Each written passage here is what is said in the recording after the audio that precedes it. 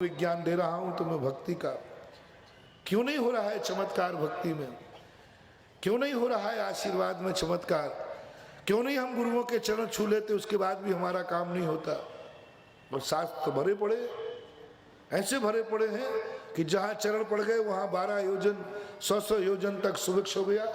क्यों नहीं हो रहा है आज? जिसको आशीर्वाद मिल गया उसका पता नहीं कौन सा दर्द टल गया।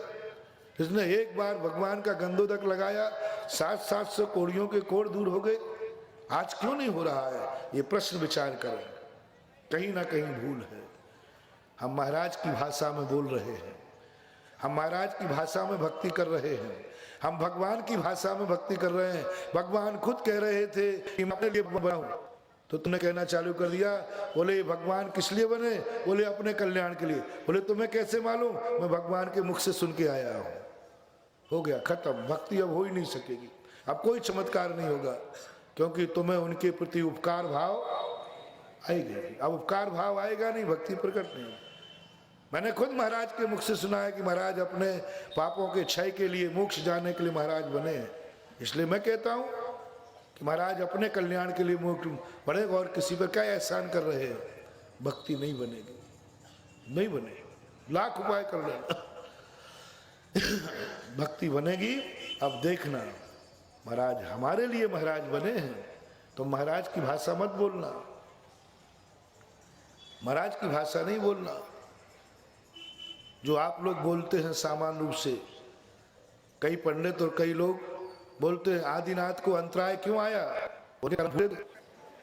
सभी लोग यही कहते हैं ना कि आदिनाथ को अंतराय क्यों आया? उनके 6 महीने का अंतराय कर्मबंध था, उन्होंने 6 महीने तक मुसीका बांध दिया था, इसलिए उन्होंने ऐसे कर्म करे, इसलिए आए। ध्यान रखना भैया, ऐसे कर्म बने, मुस्का बांध दिया था, बैल को खाने नहीं दिया था, 6 घड़ी कितने 6 महीने तक अंतराय का उदय आया, इसलिए उनके ऐसे कर्म के उदय आए। ध्यान रखना, ऐसा बोलते समय आपको बहुत बड़ा अशुभ कर्म का बंध होता है, बहुत बड़े पाप कर्म का बंध। ये भाषा ऋषभदेव की है। तुम्हारी भाषा क्या होना चाहिए? नहीं महाराज, ऋषभदेव के कहाँ कर्म के उदय? वे तो जन्मों जन्मांतरों के पुण्यात्मा, पापी तो हम लोग थे, हम लोग के अनांतराय कर्म का उदय था जो हम नहीं दे पाए। बात ज्यादा गड़बड़ नहीं है, हम पापी थे, हमारे दानांतराय कर्म का उदय था, उनके लाभांतराय का नहीं। अरे वे तो महान है, उन्होंने कौन से पाप करे? वे तो जन्म जन्म के पुण्यात्मा जीव है। नहीं नहीं, हम तो नहीं स्वीकार करेंगे। हमें तो ये मंजूर नहीं है कि ऋषभदेव के पाप कर्म का उदय है। हमें तो मंजूर है कि हम सब पापियों के पाप कर्म का उदय है, जो हमें भगवान की नवदा भक्ति करना हम भूल गए। आप बोलो ऋषभदेव को 6 महीने आहार नहीं मिला, आपकी भाषा क्या होगी? हमारे दानांतराय कर्म का उदय था। ऐसी स्थिति को लेकर के कितनी बड़ी बात कह दी। महाराज बने होंगे आप अपने लिए। मैं तो 24 घंटे जब भी देखता हूं आपको, ऐसा लगता है कि आप जो कुछ भी कर रहे हैं सब हमारे लिए कर रहे हैं, सब हमारे लिए। आप हमारे लिए नहीं, तभी तो आशीर्वाद देते हो, तभी तो प्रोत्साहन देते हो, तभी तो हमारे यहाँ आप, मुझे मालूम है। ओहो ओहो बंधुओं सुनो, कहाँ रत्नों की वृष्टि हो जाती है, कहाँ भक्ति जाग जाती है। महाराज आहार को क्यों उठे? मेरे से पूछो क्यों उठे? भूख लगी इसलिए उठे।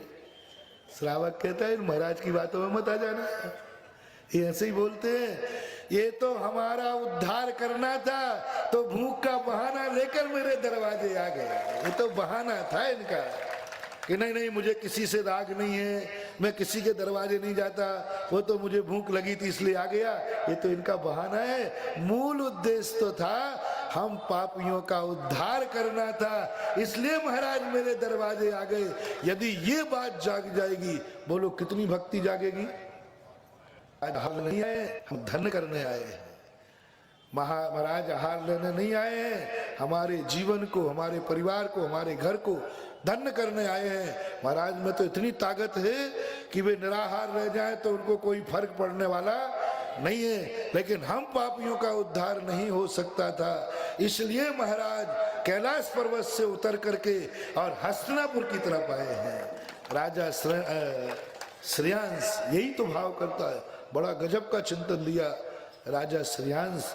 जब भगवान को आहार के समय स्तुति करता है, पूजा करती, बहुत सुंदर पूजा लिखी। जब भगवान का गुणानुवाद करता है, भगवान, लोग कहते थे भगवान तो बैरागी है, उनको किसी से कोई लेना देना नहीं, लेकिन आज पता चला कि पूरे भारतवर्ष में मुझसे आपको लेना देना था। क्या सबूत? आप तो आहार नहीं करते तो मरने वाले नहीं थे, नहीं होता, सारी रिद्धियां प्राप्त थी। गणधर परमेष्टि जब जीवन भर निराहारी रह करके जी सकते हैं, तो ऋषभदेव निराहारी रह के क्यों नहीं जी सकते थे? आप तो बिना हार के जी जाते, लेकिन मेरा उद्धार करना था ना, इसलिए आप ये 3 अंजलि गन्ने का रस लेने आ गए। क्या फर्क पड़ता है आपको 3 अंजलि? ये 3 अंजलि गन्ने का रस लेना तो बहाना था, उस बहाने मेरा उद्धार करना था। और ऐसी स्तुति की भगवान की ऋषभदेव की मुनि अवस्था में। लेकिन स्तुति कब बनी? जब उनको ये भाव आया कि आप आहार अपने लिए नहीं ले रहे हैं, मेरा उद्धार। मंदिर किसके लिए बना?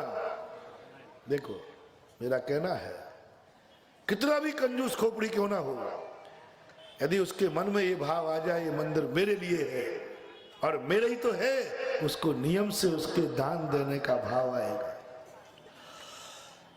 जैसे ये भाव जाग जाए कि ये भगवान वेदी पर किसके लिए बैठे हैं? हम लोगों के लिए बैठे, नियम से भक्ति भाव जागेगा।